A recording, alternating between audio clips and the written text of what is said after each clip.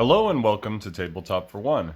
Today I will be doing a playthrough of Rolling Realms, and I will do a minor tutorial on the solo mode, just to give you an idea of how this plays and how to approach it. Rolling Realms is a roll and write game designed by Jamey Stegmaier, published by Stonemaier Games. It has become one of my favorite roll and write games, a genre that I don't always particularly like, but I do enjoy the puzzle that Rolling Realms plays. And I have actually purchased every single promo up to this point. I think we are up to 6 promos, maybe more. It might be, actually I think it's 9 now, because I just got 3 more. And I really like, I like everything that's been offered in this game. I like some of the cards more than others. I think one of these days I will do a ranking of all the cards. But for now, let's go ahead and dive into Rolling Realms. And we're going to do the solo scenario 1 if you want to follow along. You can even play along if you'd like, because the neat thing about Rolling Realms is that you can play on your own board using the same dice rolls and see what score you get versus what I get. But here we go. I got it set up here with the 2 player cards here. I'm going to move these in a moment. But we're going to go ahead and show you the Solitaire Mini Golf Rolling Realms. So the way this works is you set up very similarly to a multiplayer game, but some of the scenarios, there's, let's see, how many scenarios we got? 18 scenarios, like a golf course. And so you set up the scenario based off of what it says. It tells you which of the realms to use, gives you rule changes, and then it tells you what you're trying to score for, the par basically for the hole. There's a regular mode and a hard mode on score. So let me show you this here. So today we are going to do the hole number 1, early birdie. Par 1 meaning we have 1 try at this to make par. And then the realms we're using are Charterstone, Scythe, and Tapestry. We're going to play only 7 turns, and we need to score at least 8 stars, hopefully more than that. Alright, so I've already set aside those 3 realms here. So we have, here I'll set this here, move these here. Alright, so we have Charterstone. Now Charterstone, when you use the dice for it, you use the number to either mark a building, and you gain the resource from it. And then you note the other die, you write the number of the other die in the crate below it. Or you can use the number to mark off all the crates that match the number, and when you mark off a crate, you end up getting a star for each one. Charterstone's not an easy one to score a lot of points unless you set up the crates with a lot of 1s or 2s. That way you can use coins for it. We'll go over that in a little bit. Tapestry here says you fill in a full shape and gain the resources. You can use as many of these shapes as you want, but you fill it in. You cannot go over the already filled in shapes here. So the shape you choose has to fit into those spots. And then you gain the resource behind it when you complete that whole square. You gain a star when you complete an entire column or row. And then we have Scythe here. Now Scythe is also a little difficult, not as bad. But the top row provides the resources and the bottom row costs resources to gain the stars. So the way this works is you mark the top row number, and then you also may pay the bottom row number at the same time as marking the top row. Pay the bottom row resource to gain the star. So you really want to kind of time it to where you have resources so you can do this trigger effect.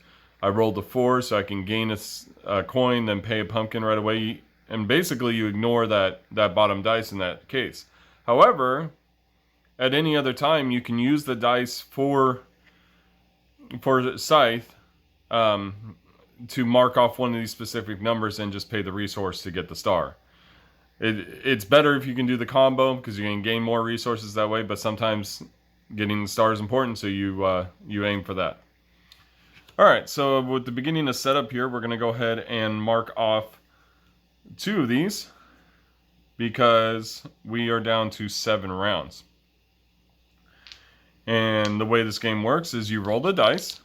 Alright, so I got a 4 and a 3, so we're going to write 4 and 3 here. Now I can choose to use one of these dice in one of these spots and use another dice in another spot. And so what we're going to do right now is I see an opportunity. So I'm going to use this 3, which is this shape here, and you can rotate it. So I'm going to rotate it a little bit, and we're going to mark off those 3 spots right there. So that uses up the 3 for that card. I will gain a pumpkin for that. And then I'm going to go over here. I'm going to use the 4 right here. So we cross off the 4. I will gain the coin, which we'll go ahead and add here. And then I can spend the resource right here to gain a star. Alright, so we can spend our pumpkin that we just earned in Tapestry to pay the one in Scythe. And now we have a coin, and that coin might become useful in these 2 spots in Scythe. So, and now we're going to move on, and we're going to roll again. And we got a 3 and a 3. Alright. So we write 3 and 3, and already we can see that Scythe has a 3, that if I cross off this 3, I can pay that coin down below. And I think we're just going to go ahead and do that. So we're going to cross off the 3, gain a pumpkin, pay the coin, and gain a star. So we're already at 2 stars, 2 turns in, which is pretty good. We've got another 3, and I think we want to look at the opportunity in Tapestry, probably. We could put the 3 in Charterstone, but that ends up... So if we use the other 3, so let's say we use this one for Scythe, we use the other 3 in Charterstone to cross off that house, then the other rolled die, note it says other rolled die, meaning you can't make a die from a coin, so the other rolled die has to be entered into here, which may or may not be good, depending on the scenario, but 3s... Basically, anytime I've done Charterstone, I've had difficulty crossing off the crates with numbers higher than 2, just because coins become very useful with Charterstone. So I think what I'm going to go ahead and do is I'm going to use the other 3 in Tapestry here, and we're going to go ahead and cross off right there and gain a coin. That way we have the use of a coin. And we'll go over these uses as I use them. Alright, going on to the next round. We've got a 5 and a 4. Okay, so looking at Scythe right now, we could use the 5 here and then pay a coin to gain another star. We could use the 5 or 4 here to try and fill in areas on here. The 5 fills in a nice space, but that 4 will get us close to filling in a row. So I might use that there.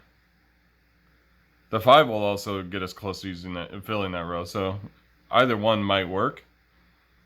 And I still don't know that I want to use Charterstone at this point. A 5 and a 4, so risky. But if I use a 5 here, it'll give me a coin. I think I'm going to go with the surefire thing with the 5. We'll gain a heart. And then we're going to cross out the coin we have to gain another star. So that's the 5. We use that. Now we got the 4. And I think we're going to go ahead and use it in Tapestry. I think that's our best bet. So we're going to try right here using the shape for number 4. And all we need to do is use a 1 right there to fill in that row and we'll get a star. Okay, we're going to move on. And we have 5 and 4 again. Okay, so we know we're not going to really use that with Scythe. We could use the 5 here to just cross off this 5 and spend a heart, which we have. So that's an opportunity there. I think what we're going to go ahead, though, and I'll show you why, is we're going to use Charterstone, okay?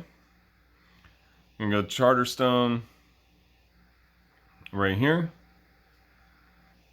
And that means we have to write a number 4 in the bottom. Again, you're writing the other rolled number there. We'll gain a coin. And then we will use the 4 on Tapestry here. And trying to figure out a good spot. I think we're going to go right here, which gives us a coin. So now we're up to 2 coins. And then we're going to go ahead and spend 1 coin to make... So one of the things you can do is you can gain a die of a value 1 through X. And X is the amount of coins you spend. So if I spend 1 coin, I gain a virtual die that's worth 1. So I'm going to go ahead and do that. And I'm going to spend it here. And notice I get a coin back. And then I can pay my heart here to cross off and get another star. So we're up to 4 stars now. And we have 4 rounds left. Oh, I forgot to write this down. So we have 4 and 5 here. We have 3 rounds left. But we're looking pretty good, I think. We almost have 2 stars on Tapestry. We have the possibility of 1 in Charterstone so far. So let's keep going. 4 and 1 is our roll. Ooh. Tempting, tempting, tempting. So we definitely have the opportunity to gain that star in Charterstone. And I think we should take that. Let's just go ahead and cross that out. We'll get a star. And that uses up to 4. And the 1, we're just going to go ahead and use in that top spot right there, giving us a heart. And we've completed that row, so we got a star right here. So 1 star. All right, 2 more rounds to go. 5 and a 3. All right, so we can get another star from Scythe by paying the resource with the 3. We can also use the 3. We could use the 3 in here. And then we could use the 3 there. And we have 2 coins as well.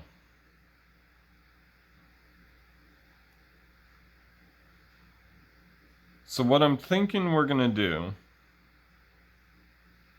is we're going to use the 3 to go over here and gain a heart. Well, these are tough choices.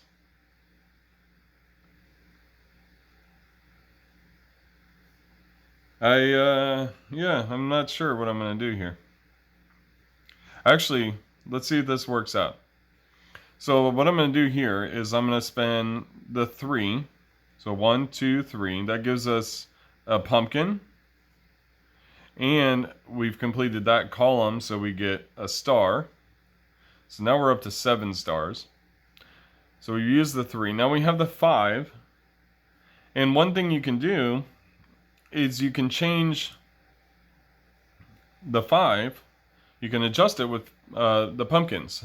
So 2 pumpkins allows you to adjust the dice, the single die, +1 or -1. 3 pumpkins allows you to adjust it +1, -1, or 0, and you can use it in a realm you've used already.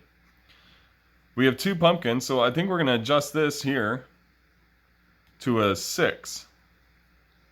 Which means we can use it over here, cross off this 6, getting us a pumpkin back, spending that heart, and gaining another star. And already we've met our threshold. Sorry, I forgot to write the number again. I tend to do that. So we've already met our threshold. we've got 8 stars, and we're aiming for 9.5 if we want the hard mode score. And we have one more round, so let's give it a shot and see what happens. We also have 2 coins here that I could spend, and I think we're gonna save those in case we need them. So let's see how it goes. Oh, now I'm second guessing myself. I'm wondering, actually, so we had a 3 and a 5, right? If I'm going to go ahead and spend a coin, which the only spot I can use it at this point is over here to cross off that 1, giving us a pumpkin. And then I get to put one of these 2 numbers in there. Let's go ahead and put a 3. And maybe we can get a star out of that. Alright, so now we're going to roll. And we rolled a 3 and a 2. Wow, that actually puts us in a really good spot. So we're going to go ahead and spend the 2 right here. If you can see that there, we spent it for the heart. We gain a heart.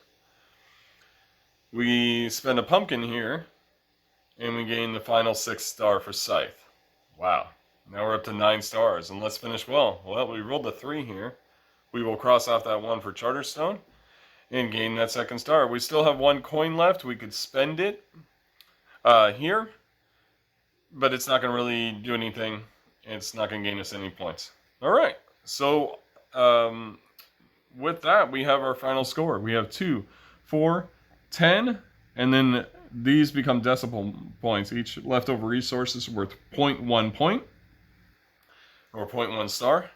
So we got 3 leftovers, and that puts us at 10.3, well clear of the hard mode challenge there of 9.5 stars. Well, there you have it. That is hole number 1 for Rolling Realms. Let me know what you think of this game. Have you played it? Do you want to play it? And it's really inexpensive to get into it right away. You get a total of 11 cards for each player. Of course, this is a solo channel, but here's the rest of the cards that you get just in the base box. So there's plenty of variety and replayability. Again, there's 18 scenarios, and they even include a little Solitaire course log so you can track everything you're doing.